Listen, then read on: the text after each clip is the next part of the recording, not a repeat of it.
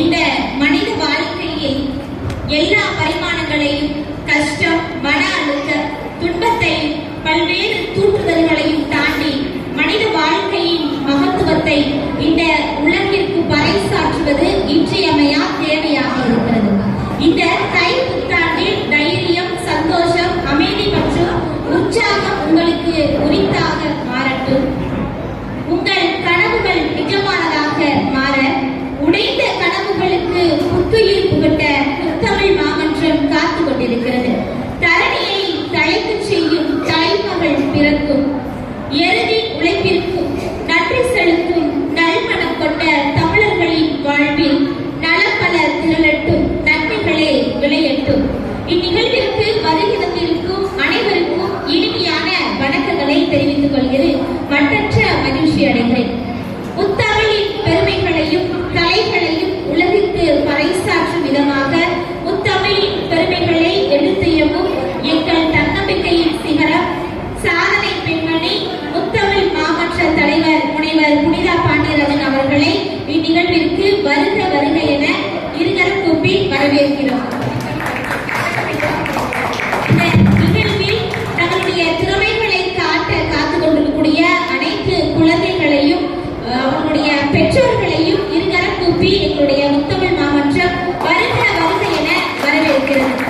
நிகழ்ச்சியில் பட்டிமன்ற பேச்சாளர்களையும், கருத்தரங்க பேச்சாளர்களையும், நடனக்குழு நண்பர்களையும், பாடல் பாடி அசத்த காத்துக் கொண்டிருக்கக்கூடிய அத்தனை பாடகர்களையும், பேச்சாளர்களையும், பேச்சு போட்டியில் பங்கு பெற்றக்கூடிய குழந்தைகளையும், திருக்குறள் ஒப்புவித்தல் போட்டியில் பங்கு பெற்ற குழந்தைகளையும், வினாடி வினா இப்படி பல்வேறு போட்டிகளில் தங்களுடைய திறமைகளை காத்துக் கொண்டிருக்கூடிய அத்துணை குழந்தைகளையும், தமிழ் சார்ந்த நெஞ்சங்களையும், தமிழை மீட்டெடுக்க வேண்டும் என்று திரண்டிருக்கக்கூடிய இன்று ஞாயிறு விடுமுறை அதனையும் பொருட்படுத்தாமல் இந்த நிகழ்வில் கலந்து கொண்டு தமிழினுடைய பெருமையை பறைசாட்ட காத்துக் கொண்டிருக்கக்கூடிய அத்துணை தமிழ் சொந்தங்களுக்கும் இனிமையான வணக்கங்களையும் இருகரம் கூப்பி எங்களுடைய முத்தமிழ் மாவட்டம் வருக வருக என வரவேற்பதில் மிக பெரும் மகிழ்ச்சி அடைகிறது.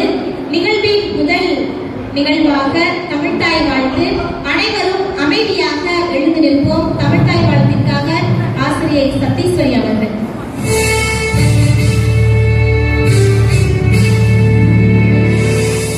நீராடும் கடல் உடுத்த நிலமடந்தை கெழிலொழுகும்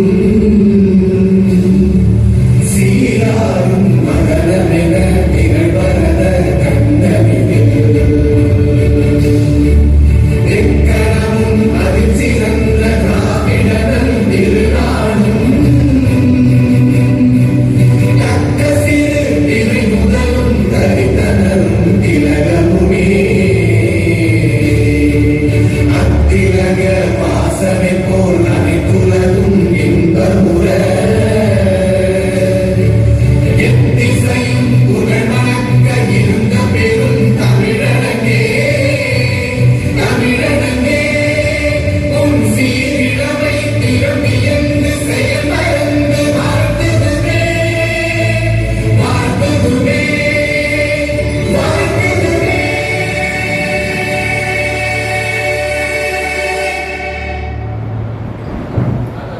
நன்றி. அமைதியாக அமரவும்.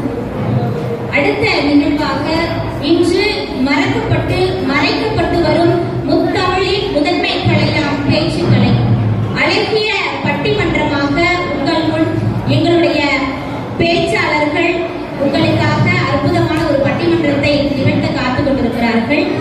கண்டுகளிக்குமாறு அன்புடன் கேட்டுக்கொள்கிறோம்.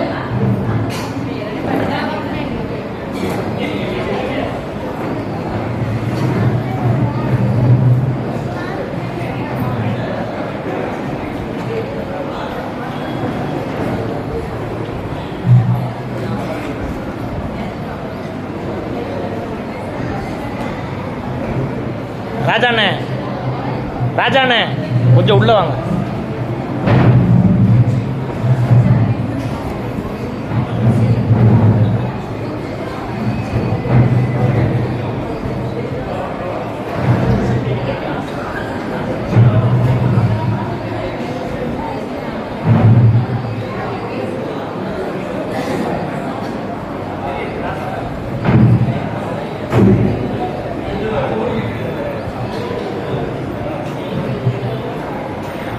வாக்குண்டா நல்ல மனமுண்டா மாமலரால் நோக்கு உண்டா மேனி நுடங்காது பூக்கொண்டு தும்பார் திருவேன் தும்பிக்கை யாழ்ப்பாதம் தப்பாமற் சார்பார் தமக்கு ஆயக்கலைகள் 64 ஏய உணர்விக்கும் என் அம்மை தூய உருப்பளிவு போல் இருப்பாள் என் உள்ளத்தின் உள்ளே இங்கே பாராது இடர் எங்கள் வாழ்வும் எங்கள் வளமும் மங்காத தமிழென்று சங்கே உலர்ந்து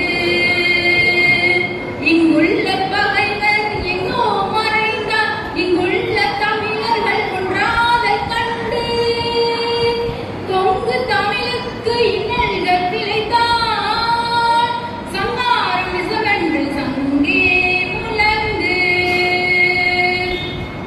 அருப்புக்கோட்டை முத்தமிழ் மாமன்றம் தமிழர் திருநாளையும் திருவள்ளுவர் தினத்தையும் முன்னிட்டு மிக சீரோடும் சிறப்போடும் பல அரிய விழாவினை, அதாவது மாணவர்களுக்கு திருக்குறள் போட்டி உள்ளிட்ட நிறைய போட்டிகள், 8 கூற நேரம் இல்லாத காரணத்தினால் நிறைய போட்டிகள் இங்கே நடைபெற இருக்கிறது. போட்டிகளுக்கு வருகை புரிந்துள்ள அத்துணை மாணவ கல்விகளுக்கும், அவர்களை இங்கு அழைத்து வந்துள்ள ஆசிரியர் பெருமக்களுக்கும், அவர்களின் பெற்றோர்களுக்கும் சிறந்த ஒளிபெருக்கியை கொடுத்துக் கொண்டிருக்கின்ற PJS ரேடியோ, பாரத் ரேடியோ அவர்களுக்கும், இன்னிசைக்குழு அன்பு சகோதர சகோதரிகளுக்கும், எமது அழைப்பினை ஏற்று காரைக்குடி சிவகங்கை மாவட்டத்திலிருந்து முன்னிலை வகித்துக் கொண்டிருந்த நிகழ்வை முன்னிலை வகித்துக் கொண்டிருக்கின்ற அன்பு தோழியும் திரைப்பட பாடல் ஆசிரியருமான காரைக்குடி கிருஷ்ணா அவர்களுக்கும், அன்பு தோழி முனைவர் வனிதா அவர்களுக்கும், ஆகச்சிறந்த இரண்டடிகளைச் சேர்ந்த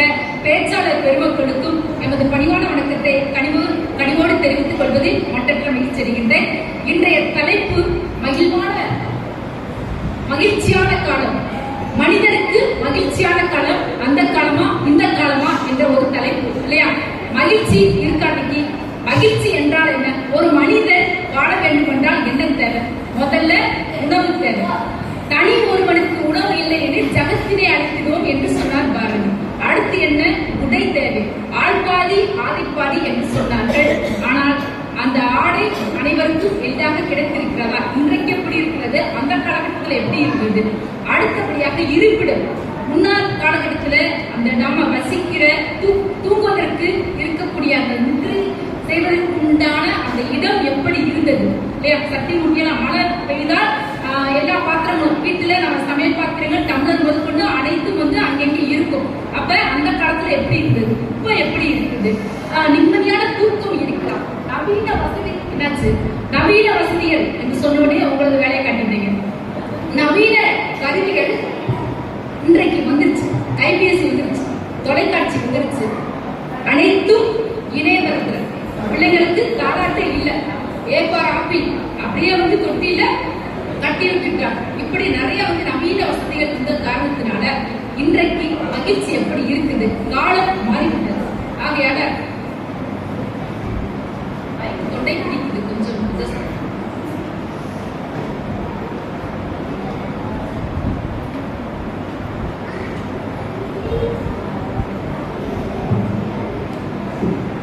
ஆகையால மகிழ்ச்சியா இருக்கிறதுக்கு என்னென்ன தேவை? அந்த காலத்துல எப்படி இருந்தோம், இந்த காலத்துல எப்படி இருக்கோம்? பெரும்பாலும் நாம இன்றைய சூழலை விட்டுட்டு நம்ம மீண்டும் கொரோனா வந்த பிற்பாடு பழைய காலத்திற்கே திரும்பலாமா என்ற ஒரு வினா இங்கே இருந்திருக்கிறது. மனிதனுக்கு மிகவும் மகிழ்ச்சி அந்த காலம் தான் தேவை என்று ஒரு விவாதம் செய்வதற்காக இங்கே ஆகச்சிறந்த பேச்சாளர் பெருமக்கள் இங்கே வந்திருக்கிறார்கள். அவர்களை நான் அறிமுகப்படுத்தி வைக்கிறேன்.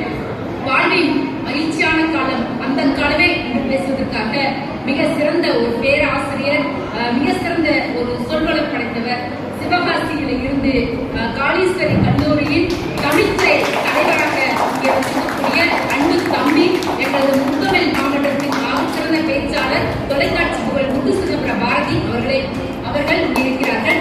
அவருக்கு அணி சேர்ப்பதற்காக உங்களுக்கெல்லாம் பரிச்சயமானவர் எமது அன்பு தோழியும் ஆசிரியருமான தொலைக்காட்சி புகழ் ராஜஸ்ரேஷ் அவர்கள் இங்கே வந்திருக்கிறார்கள். அவருக்கு அணி சேர்ப்பதற்காக அந்தமான் புகழ் பேச்சாளர் ஜோதிட விபூஷன் தம்பி வெங்கடேஷ் அவர்கள் இங்கே வந்திருக்கிறார். அவருக்கு அணி சேர்ப்பதற்காக எங்களது தொலைக்காட்சி புகழ் அன்பு மகள் எங்களது ஸ்னேகா அவர்கள் இங்கே வந்திருக்கிறார்கள். என்னங்க அந்த காலம் பேசிட்டு இருக்கீங்க, நவீனத்துக்கு வாங்க.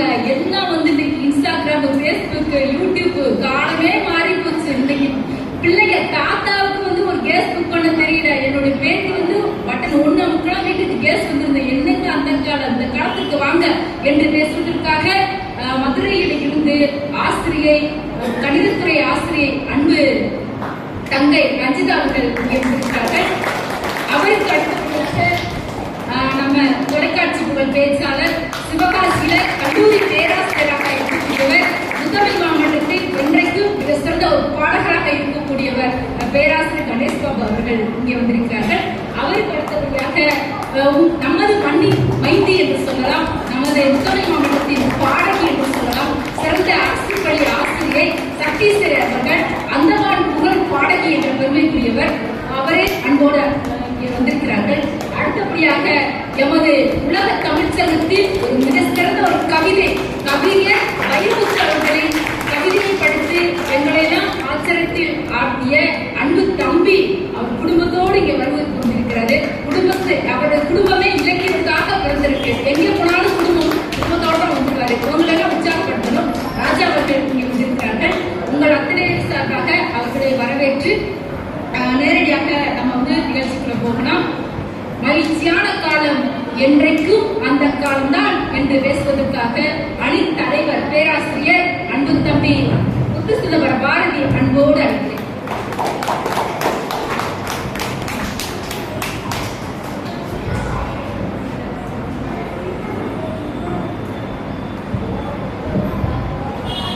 அன்பிற்கினிய உறவுகளுக்கு அன்பான வணக்கங்களை கூறிக்கொண்டு,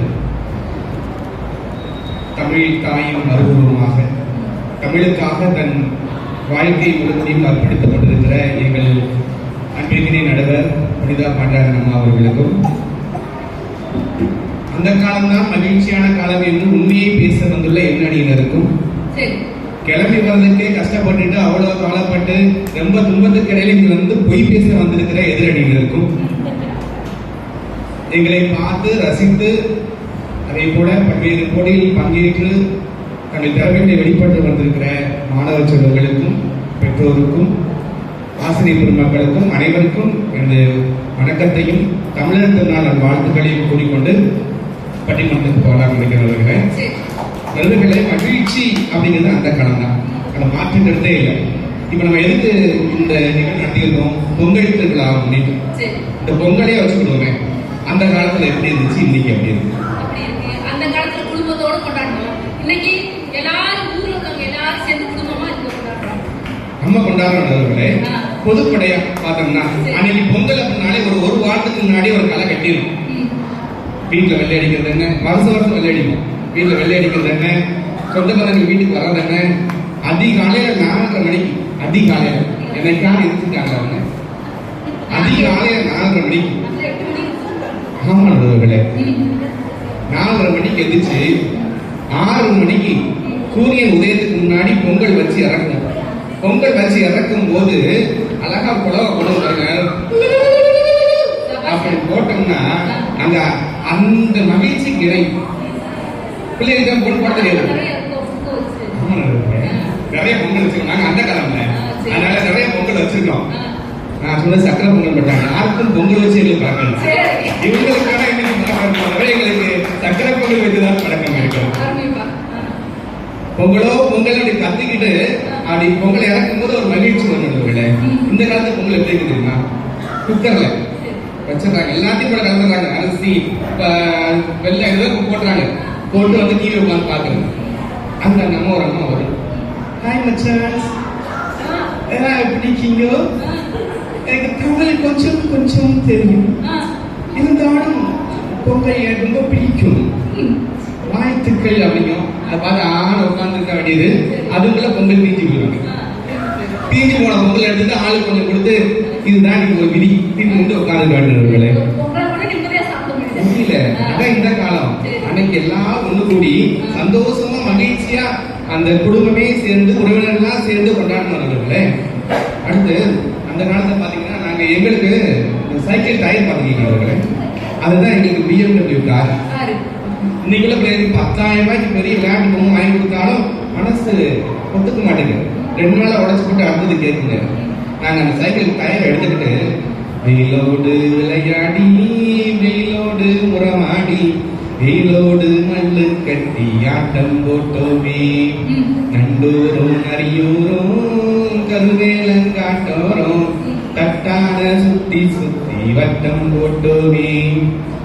அடுத்த வரை முக்கியவர்களே, பசி வந்தா குருவி முட்டை தண்ணிக்கு தேவன் முட்டை பறிப்போமே சோழ தட்ட புழுதினா எங்க சட்டை புழுதினா எங்க சட்டை. நாங்க புழுதியில அப்படி விளையாண்டோம்.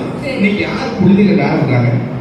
எங்கேயாவது ஒரு இடத்துல எத்தனை குழந்தைகள் இருக்காங்க, மண்ணுல போய் விளையாட விடுறாங்களா? மண்ணுல விளையாட பக்கத்து வீட்டு குழந்தைகளோட விளையாண்டோம். அதாவது அந்த காலகட்டத்துல சயின்ஸ்ல கொஞ்சம் வீக், இந்த காலகட்டத்துல சயின்ஸ்ல வந்து நல்லா தெளிவா இருப்பாங்க. சயின்ஸ்ல தெளிவா இருக்கிற காரணத்தினால மண்ணுல போய் விளையாண்டா பிள்ளைங்களுக்கு டெட்டனஸ் நோய் வருது. அதனால பிள்ளைங்களை வந்து மண்ணுல விளையாடணும். அப்படியே அன்னைக்கு இருந்த நோய்கள் என்ன, இன்னைக்கு இருக்கிற நோய்கள் என்ன? நாங்க புழுதியில விளையாடும் போது அவ்வளவு கம்பா இருந்தா செம்பா இருந்தா அது சூப்பரா இருக்கும். இன்னைக்கு கண்ணுல நோய், இன்னைக்கு கண்ணுல நோய், வாய் நோய், மூக்கு நோய், கையில நோய், எங்க இருந்தா நோய் வரும். உங்களுக்கு ஒவ்வொரு டாக்டர் எடுத்தோடனே லைட் தட்டு முடிச்சா ஆஸ்பத்திரிக்கு போனேன். அங்க போனா 2 மணி நேரம் வெயிட் பண்ண வேண்டியது, அனுபவிச்சு இருக்கேன். அங்க போனா 2 மணி நேரம் வெயிட் பண்ண வேண்டியது. இதுக்குதான் உட்காந்துருக்கே தெரியாம உட்கார்ந்து இருந்து இருக்கிற நோயெல்லாம் சேர்த்து வாங்கிட்டு வரோம். இந்த மண்ணில் விளையாடுறது பாருங்க, கண்ணால பழகிடுங்க, குழந்தைகளுக்கு பழகுது. அப்படி பழக விட்டு நாங்க விளையாண்டோம். அதே மாதிரி நாட்டுல பாத்தீங்கன்னா அந்த பூப்பறிக்க வைக்கணும், ஒரு நாட்டு பூப்பறிக்க வைக்கணும், பூப்பறிக்க வைக்கணும், அவ்வளோ அருமையா இருக்கும். ஒரு பக்கம் ஆண்கள் இருப்பாங்க, ஒரு பக்கம் பெண்கள் இருப்பாங்க, கலந்துதான் ஆடும். அது 8ஆம் ஆனாலும் சரி 10ஆம் ஆனாலும் சரி அனைத்து பெண் குழந்தைகள் சற்று அமைதி காக்கும்படி அன்போடு கேட்டுக்கொள்கிறோம். கலந்துதான் ஆடும். அப்ப சொல்லி வச்சிருவோம், அந்த பொண்ணு வரும்போது நாங்க என்ன செய்யலாம், நான் வரேன் அப்படின்னு சொல்லி ஆடுவோம். அந்த நேரத்துல எங்க கிட்ட எந்த விதமான மனசுல எந்த விதமான வன்மமும் இல்லை. பெண் பிள்ளைகளை வெளியில ஆண் பிள்ளைகளோட விளையாட விட்ட பொழுது எந்த விதமான வன்மமும் இல்லாம எந்த விதமான தவறும் இல்லாம சமூகம் மகிழ்ச்சியான சமூகமாக இருந்தது. நீங்க இங்க பிரிச்சு வைக்க வைக்க வைக்க வீட்டுக்குள்ள அடைக்க அடைக்க அடைக்க அது மிகப்பெரிய பிரச்சனையை கொண்டு முடிக்க நடுவர்களே. அந்த கோவில் திருவிழா நடுவர்களே, கோயில் ஒரு நபருக்கு சரியாக 7 மணித்துளிகள். சரி, ஒரு 2-3 தகவல் சொல்லி முடிச்சிடறேன். கோயில் திருவிழா நடுவர்களே, நீங்க கோயில் திருவிழாவை தொலைச்சிட்டு நிக்கிறோம். அன்னைக்கு கோயில் திருவிழா அப்படின்னாலே களை கட்டும், அப்படியே 5 முட்டாய் என்ன, வளையல் கடை என்ன, அப்படியே சுத்தி வருவோம். அதுல ஒரு காதல் மலர்ந்து, நம்ம கணேஷ் பாப்பையா காதல் அப்படிதான் மலர்ந்துச்சு. ஆமா நடுவர்களே, நிறைய அடி வாங்கணும்ல, வாங்கினாலும் நாங்க சந்தோஷமா இருக்குது. கணேஷ் பாபு சாரை பார்த்து மேடம் பாடினாங்க, பார்வை ஒன்றே போதுமே ஓராயிரம் சொல் வேண்டுமா பாடினாங்க. தலையில சும்மா இல்ல, பார்த்தேன் பார்த்தேன் பார்த்தேன் இருவெளி பாடி பார்வையிலேயே காதல் நடந்திருக்குது. இன்னைக்கு மாதிரி இல்ல, இன்னைக்கு பேச அப்படிலாம் கிடையாது. இன்னைக்கு பாருங்கன்னா அதுல அவ்வளவு ஒரு மகிழ்ச்சி. கலைஞர் 8 கிலோமீட்டர் சைக்கிள் போயிட்டாரு காட்டுறது, அதை காட்டவே. ஸோ அப்படி ஒரு காதல் நடந்த காலகட்டம். வளையல் கடை காட்ட பொண்ணுக்கு வளையல் வாங்கி கொடுக்கணும்னு ஆசை இருக்கும், கொடுக்க முடியாது. வளையல் கடை கையில் ஆசைப்பட்டுட்டு அந்த பொண்ணு வருவாங்க, நீங்க கொடுத்துருங்க. அப்புறம் அந்த பொண்ணு அந்த போனது கையில போட்டு காமிக்கும், வளையல் அப்படியே அதே காமிக்கணும் காமிக்கும். அப்போ மனசுக்குள்ள சந்தோஷம் வந்து பாருங்க. இன்னைக்கு எத்தனை ரூபாய்க்கு என்ன பொருள் வாங்கிட்டு நம்ம சந்தோஷம் நினைக்க முடியாது, ஈடாகவே முடியாது. சின்ன பிள்ளைகளுக்கெல்லாம் வாங்கி சாப்பிட்றதுக்கு ஒரு நாள் சொல்றாங்க, 20 பைசா தான் நண்பர்களே. எனக்கு விவரம் தெரிந்து 20 பைசா தான் வாங்கிட்டு போயிருக்கேன். அந்த 20 பைசா வாங்கிட்டு போய் நினைச்சு வாங்கி சாப்பிடுவோம். அப்புறம் அண்ணாச்சி பழம் 1 ரூபாய்க்கு இருக்காங்க, ஒரு பெரிய ரவுண்ட் பீஸா இருக்கும். அந்த ஒரு பீஸ் வாங்குறதுக்கு நாங்க 5 நாள் சேர்த்து வச்சு வாங்கி சாப்பிடுவோம். அந்த 5 நாள் சேர்த்து வச்சு வாங்கி சாப்பிட்டு அண்ணாச்சி பழத்துக்கு இல்லாத மகிழ்ச்சி இன்னைக்கு இல்லை நண்பர்களே. அன்னைக்கு ஒருத்தர் ரூபாய்க்கு வாங்கி சாப்பிட்டு ரொம்ப கஷ்டப்பட்டு வாங்கி சாப்பிட்டோம், ஆனாலும் அது மகிழ்ச்சியா இருந்தது. இன்னைக்கு இன்னைக்கு 100 ரூபாய்க்கு வந்து வாங்குறது இல்லை. ஸ்கூல் பிள்ளைங்க 100 ரூபாய்க்கு இருக்குது. ஐயா, அந்த பாப்பாவை கொஞ்சம் சத்தம் போடாம இருக்க வச்சிருங்க, பேச்சாளருக்கு இடையில இருக்கு. அந்த மகிழ்ச்சி இன்னைக்கு இல்லை நண்பர்களே. அதே போல நம்மளோட தொல்லைபேசின்னு ஒண்ணு இருக்கு. தொல்லைபேசி, ஆமா நண்பர்களே, கண்டிப்பா நம்ம தொல்லைபேசின்னு இருக்கு. நம்மளுக்கு இருக்கிறதுமே தொல்லைதான். அந்த காலத்துல ₹1 காயின் பொண்ணு உண்டு, அதை போட்டு பேசும்போது நேரம் முடிஞ்சிடும். கடைசி இந்த 10 நிமிஷம் டிக் டிக் டிக்னு அடிக்கும் போது மனசு டிக் டிக் டிக் இருந்தோம். இருந்தாலும் பேசி முடிச்சு வைக்கும் போது ஒரு நிறைவோட பாடா பேசிட்டு வருவோம். நீங்க போன் வந்தாலே வரும். கலை கையில போட்டாரு, அவ்வளவுதான் அப்படின்னு கையில போட்டாரு. அந்த அளவுக்கு நமக்கு முழுக்க பிள்ளைங்க மட்டும்தான் இன்னைக்கு கொடுக்குறாங்க. இப்படி இந்த ஒரு விஷயம் சொல்லி முடிச்சுக்கின்றவர்களே, கடிதம் என்கின்ற ஒன்று அந்த காலத்தில் இருந்தது. வைரமுத்துடைய கவிதைகளை சொன்னீங்க. வைரமுத்துடைய கவிதையில காதலித்திருப்பார், கையெழுத்து அழகாகும், தபாய்க்காரன் தெய்வமாகும். தபாய்க்காரரை தெய்வமாக பார்த்த காலகட்டம் அந்த காலகட்டம். காரணம் என்னன்னா, லெட்டர் எழுதிட்டு அந்த லெட்டருக்கு பதில் வருமானு காத்திருப்போம். காத்திருக்கும் போது ஒரு மகிழ்ச்சி வருவாங்க. அதுல நீங்க வாட்ஸ்அப்ல நீங்க எத்தனை மெசேஜ் அனுப்பினாலும், இன்ஸ்டால எத்தனை போஸ்ட் போட்டாலும் அந்த மகிழ்ச்சி கீழே ஆகவே ஆகாதவர்களே. இப்படி சொல்லி முடிக்கலாம் என்று நினைக்கிறேன். எதிர்பார்ப்புகள் எப்பொழுதெல்லாம் வருகிறதோ அப்பொழுதெல்லாம் ஏமாற்றங்கள் வரும். ஏமாற்றங்கள் வரும்போது மகிழ்ச்சி இருக்காது. எங்களுடைய காலகட்டம் இருப்பதை வைத்து செருப்போடு வாழ்ந்த காலகட்டம். என்ன கிடைக்கிறதோ அதை வைத்து மகிழ்ச்சியாக வாழ்ந்தோம். ஆகையால் எங்களுடைய அந்த காலகட்டமே மகிழ்ச்சியான காலகட்டம். இன்றைய காலகட்டம் அதிகமாக எதிர்பார்த்து ஏமாந்து போகிற காலகட்டம். ஆகவே எங்களுடைய அந்த காலமே என்றும் மறக்காத, நினைவில் நீங்காத மகிழ்ச்சியான காலகட்டம் என்று கூறி வாய்ப்புக்கு நன்றி விடைபெறுகின்றேன். நன்றி. தொடக்க பேச்சாளர் என்ன சொல்றாரு?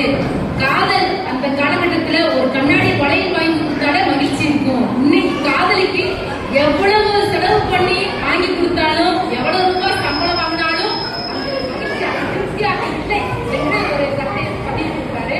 என்னாச்சு? அகிலாவால வந்து இப்படிதான் இருக்குது.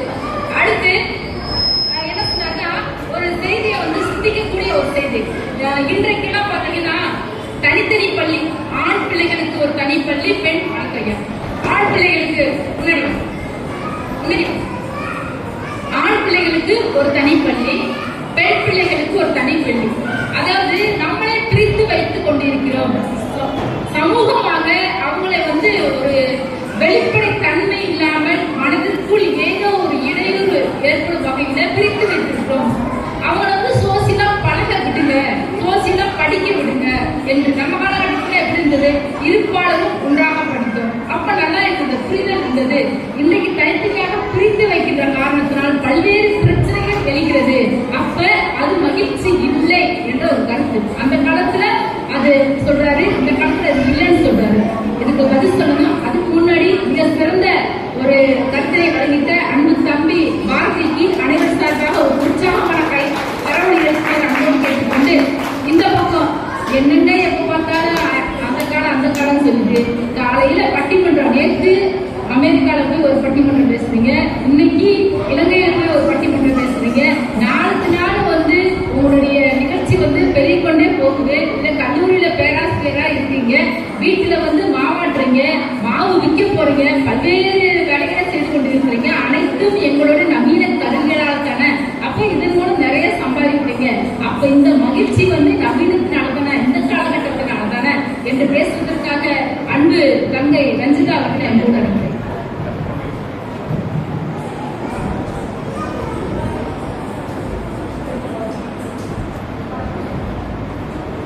அனைவருக்கும் வணக்கம். தமிழுக்காக தலைவணங்கும் என் சிரம் தமிழ் வளர என் முதலாகட்டும் உரம் என்று சொல்லி தமிழ் தாயை வணங்குகின்றேன். தமிழர் திருநாளை முன்னிட்டு முத்தமிழ் மாமன்றம் நடக்கும் சிறப்பு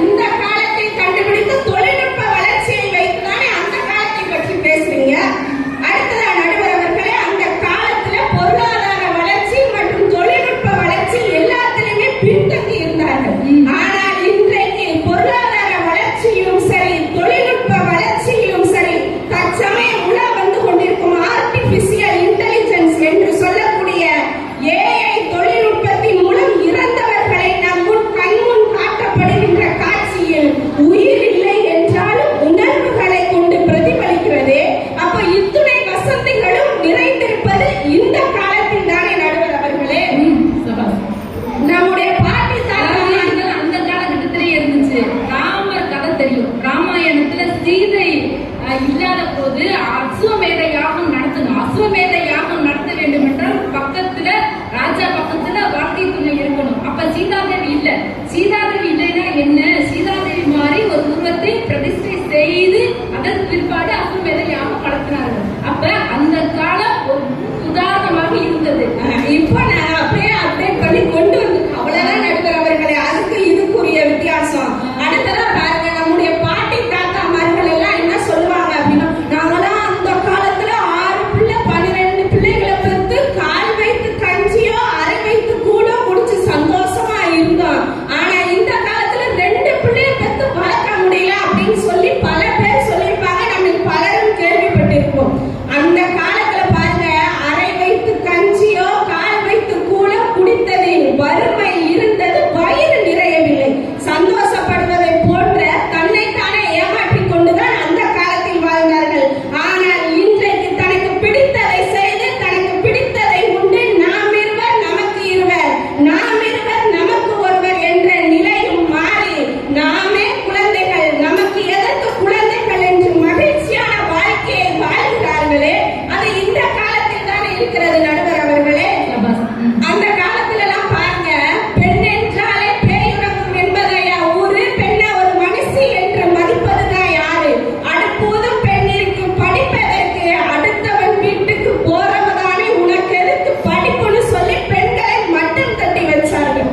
ஆனா இந்த காலத்துல பாருங்க, பெண்கள் கால் வைக்காத இடமே இல்லை. அந்த காலத்தை பற்றி பேச வந்திருக்க எதிரணி சகோதரிகளை பார்த்து கேட்கிறேன். சகோதரர் கிடையாது நடுவர் அவர்களே, அப்புறம் பார்த்துக்குவோம். சரி, இப்ப இருக்க சகோதரிகள் அந்த 2 பேர் உங்களின் கருத்துக்களை விளக்க நினைத்ததை செய்ய அதிகாரம் கிடைத்திருப்பது இந்த காலத்தில் தானே? ஆமாவா இல்லையா நடுவர் அவர்களே? அதைத்தான் இன்றைய திரைப்பட பாடலிலும் கூட பெண்களை பெருமைப்படுத்தியுள்ளார்கள். எப்படி தெரியுமா? ஏறி ஏறி நெஞ்சில் வலிமை கொண்டு ஏறி உன்னை பெண் என்று கேலி செய்த கூட்டம் ஒரு நாள் உன்னை வணங்கிடும், நீ உயர்ந்து நில்லு. அன்னை தங்கை மனைவி என்று வீணடித்த வியர்வை உங்கள் பாதைக்குள் பற்றும் அந்த தீயை அணைக்கும், நீ பயமின்றி துணிந்து செல்லு. சிங்கப்பெண்ணே சிங்கப்பெண்ணே, ஆணினமே உன்னை வணங்குமே என்று பெண்ணை கூட பெருமைப்படுத்தியது இந்த காலத்தில் தான் நடுவர் அவர்களே. அடுத்ததா பாருங்க நடுவர் அவர்களே, அன்றைய காலத்துல இருக்க விசேஷ வீடுகள்லாம் ஒரு நல்லி எலும்புக்கு சண்டை போட்டு அடிச்சு மண்டைய உடைச்சு ரத்தம் சிந்தி 10 வருஷம் பேசாம இருப்பாங்க. ஆனா இன்றைய காலகட்டத்துல நாங்க அப்படிலாம் இல்ல நடுவர் அவர்களே. பஃபே சிஸ்டத்தை அறிமுகப்படுத்தி உனக்கு தலைவாழை இலை இல்ல எனக்கு இருக்குன்ற பிரச்சனை இல்ல, எனக்கு நல்லி எலும்பு இருக்கு உனக்கு நல்லி எலும்பு இல்ல அப்படிங்கிற பிரச்சனை இல்ல.